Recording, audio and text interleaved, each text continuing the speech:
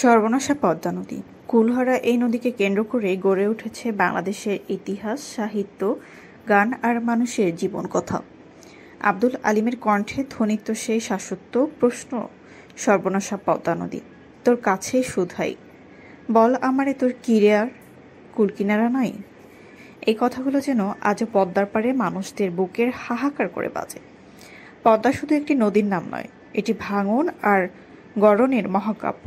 চর জাগে, চর বিলীন হয়, ঘরবাড়ি হারিয়ে মানুষ আবার নতুন করে বাঁচার স্বপ্ন দেখে। মানিক বন্দ্যোপাধ্যায়ের পদ্মা নদীর মাঝি উপন্যাসে যেমনটি উঠে এসেছে, পদ্মাপাড়ের জীবন মানেই সংগ্রাম, ক্ষুধা, রোগ আর শোক, অবিরাম লড়াই। কখনো পদ্মা দেয় ইলিশের প্রাচুর্য, আবার কখনো কেড়ে নেয় জমি, ফসল, বাসস্থান। নদীর সাথে এই টানাপোড়াতেই পদ্মাপাড়ের মানুষের নিয়তি।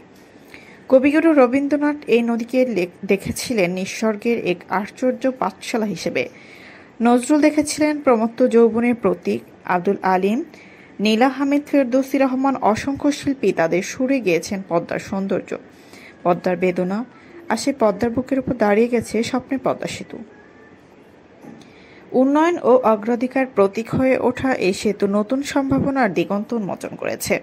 কিন্তু প্রশ্ন থেকেই যায়, পদ্মাপাড়ের বাসিন্দারা কেমন আছে?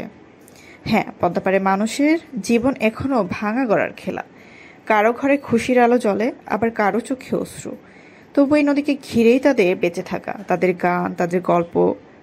পদ্মা নদী সে শুধু একটি নদী নয়, সে জীবন্ত কাব্য, যা বয়ে নিয়ে চলে ভাঙন আর আশার গল্প।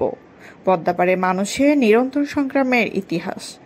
আর এই সংগ্রামের কাহিনী ভিত্তিক ধারাবাহিক দেখুন অধিকারপত্র কম এবং অধিকারপত্রের YouTube.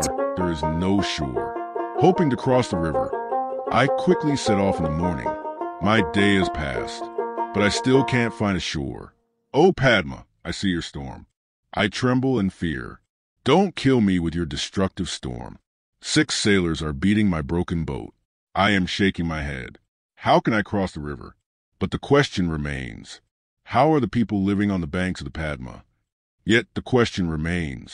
In search of truth, always by your side. Unbiased news, in-depth analysis, trusted information. From politics to economy, culture to sports, all in one place.